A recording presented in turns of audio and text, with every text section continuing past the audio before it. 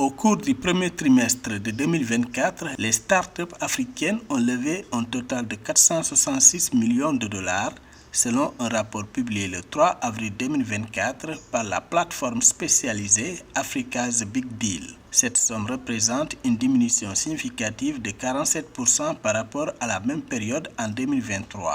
Malgré cette baisse, l'écosystème des startups en Afrique continue de montrer sa résilience et sa capacité à attirer des investissements, ouvrant la voie à de nouvelles opportunités de croissance et d'innovation dans la région. En 2023, comme en début 2024, l'ensemble des montants levés sont concentrés entre les 4 hubs majeurs de l'écosystème tech africain, à savoir l'Égypte, le Nigeria, le Kenya, l'Afrique du Sud. On note quelques petits changements structurels, à savoir le fait que l'ensemble des startups dans l'agriculture et dans l'alimentation a été mieux financés comparativement à l'année 2023 où c'était plutôt les startups de la climate tech et de la fintech qui accédaient beaucoup plus facilement au financement. Le rapport indique en outre que la répartition des ressources financières mobilisées entre le 1er janvier et le 31 mars 2024 par pays montre que le Nigeria occupe la première place avec 160 millions de dollars devant le Kenya, l'Afrique du Sud et l'Égypte.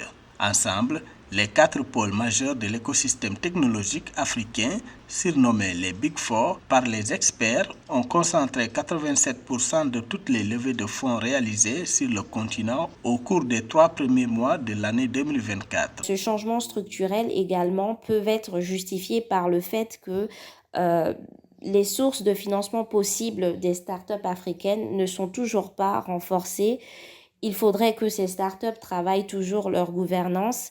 Les taux après zéro ne sont toujours pas initiés sur le continent. Les impôts ne sont pas assouplis et ces startups-là ne sont pas accompagnées en termes de renforcement de capacité. Malgré les défis économiques mondiaux et les fluctuations du marché des capitaux, les startups africaines continuent de se démarquer par leur résilience, leur créativité et leur capacité à saisir les opportunités de croissance. Cette baisse de 47% par rapport à l'année 2023 peut être interprétée comme un ajustement naturel dans un environnement financier en constante évolution.